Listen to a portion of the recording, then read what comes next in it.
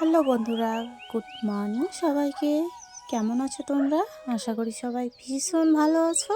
আর তোমাদের ভালোবাসায় আমরাও অনেকটা ভালো আছি। সিম্পল লাইফ ভিলেজ চ্যানেলে তোমাদের সবাইকে স্বাগত জানাই। আবারও নতুন একটি ব্লগ নিয়ে চলে এলাম। তোমরা সবাই আমার সাথে থাকো আর শুরু থেকে শেষ অবধি ব্লগটা দেখতে থাকো। আশা করছি আজকের ব্লগটাও তোমাদের খুব খুব খুব ভালো লাগবে। তো সকাল সকাল বাবা আর আমি যে ধানগুলো সেদ্ধ করেছিলাম, তো সেই ধানগুলো রোদে দেওয়ার পর শুকিয়ে গেছে। তো মাঠ থেকে নিয়ে এসে ওই উঠোনের মধ্যে রেখেছিলাম। তো ওখান থেকে বাবা আর আমি এখন ওই চকিটার মধ্যে ধানের বস্তাগুলো উঠিয়ে রাখলাম। কারণ এখন ধান মিলে কুটতে নিয়ে যাবে না, তো ওই জন্য ওখানে রেখে দিলাম।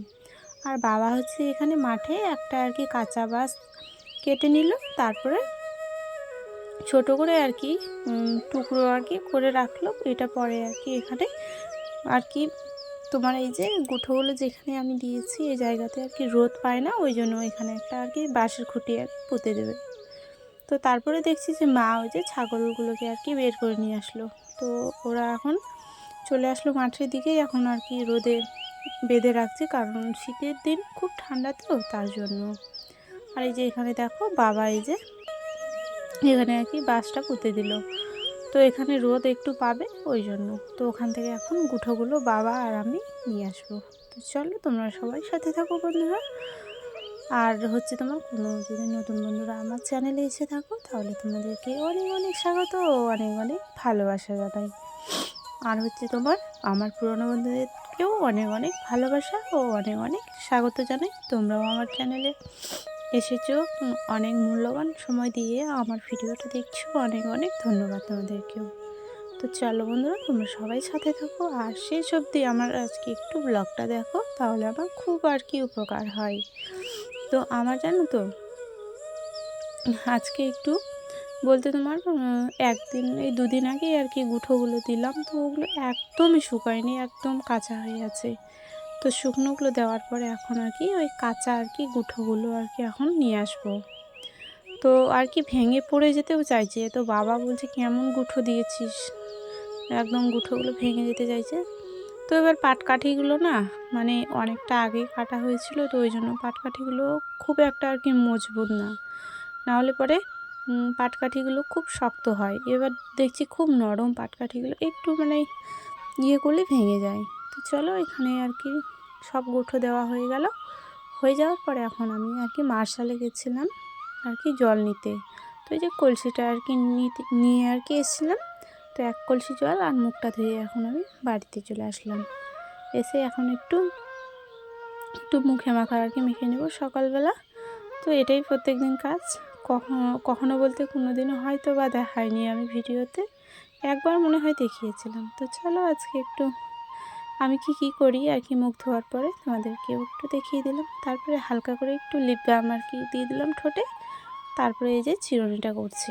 তো কয়েকদিন ধরে সকালবেলা করে চিরুনি করছি, নাহলে পর শুধু মুখে মাখাটা মেখে নিয়েই বাস হয়ে গেল, আর কোনো কাজ নেই। শরীর চর্চা আমার করাই হয় না, শুধু মুখটাতে কোনো রকম দেই, কারণ এখন শীতের দিন তো মুখে মাখা না দিলে ঠোঁট টেনে ধরবে, মুখ টেনে ধরবে, ওই জন্য। তো চলো এই যে মাথাটা আমার বেঁধে নিলাম। তো এরকম করে কোনো রকম সারাদিন এইভাবেই চলাফেরা করি। আর হালকা করে একটা টিপ পরে নিলাম। তারপরে এই যে বিছানাটা একটু কোনো রকম গোছ করে রাখলাম। তো আমার লাইফস্টাইল যেরকম সেটাই আমি তোমাদেরকে দেখাচ্ছি।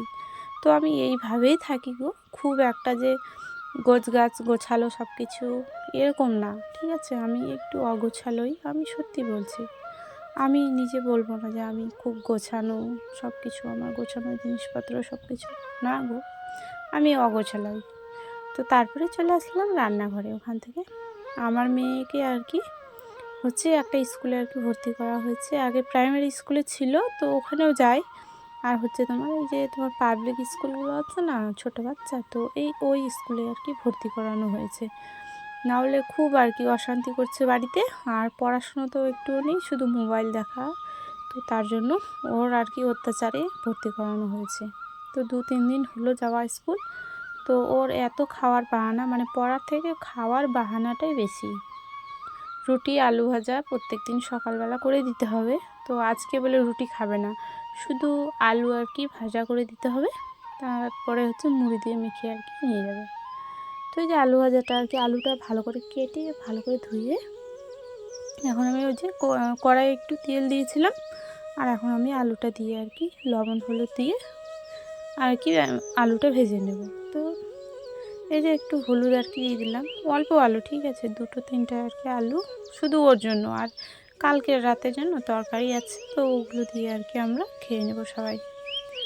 আর হচ্ছে তোমার দেখো অল্পটুকু, কিন্তু দেখতে অল্পই লাগছে কিন্তু অনেকগুলোই ছিল। তারপরে হচ্ছে এই যে আমার মেয়ের বাহানা হচ্ছে, এই তোমার বাসি ভাতগুলো আছে না, তো এই বাসি ভাতগুলো আমরা প্রায় আর কি ভাজা করে খাই সকালবেলা আর কি। যদি এরকম বাসি যদি ভাত থাকে তাহলে এরকম লবণ হলুদ আর পেঁয়াজ টমেটো গাজর অনেক কিছু, তারপর হচ্ছে বাঁধাকপি যদি থাকে ওগুলো দিয়ে পরে যদি ভাজো না, খুব সুন্দর লাগে খেতে। তো আজকে তো শনিবার বলছি, সরি, আজকে মঙ্গলবার।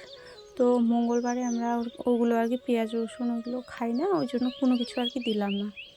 তো তারপরে ওই যে রান্না করে মানে পরে আমার মেয়েকে খাইয়ে দাইয়ে ওকে স্কুলে পাঠিয়ে দিলাম, বাবা আর কি রেখে আসলো, আর আমি আর মা আর কি খেয়ে নিলাম। আর বাবা খুব সকালে খেয়ে নিয়েছে, বাসি ভাত ছিল, ওই বাসি ভাত আর তোমার কালকের তরকারি ছিল, ওগুলো দিয়ে আর কি খেয়ে নিয়েছে।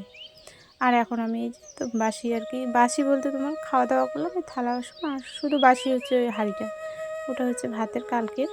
তো চলো এগুলো নিয়ে আর কি এখন আমি রান্নাঘরে যাবো। আর কি বলো তো, রান্নাঘরে এসে থালা বাসনগুলো রেখে দিলাম, আর এখন একটু আমি দোকানে যাব। কাপড়গুলো এত নোংরা হয়ে আছে, সার্ফ ছিল না, তো ওই জন্য সার্ফ নিতে আমি গেছিলাম হচ্ছে দোকানে, সার্ফ হচ্ছে আর তোমার সয়াবিন নিতে গেছিলাম।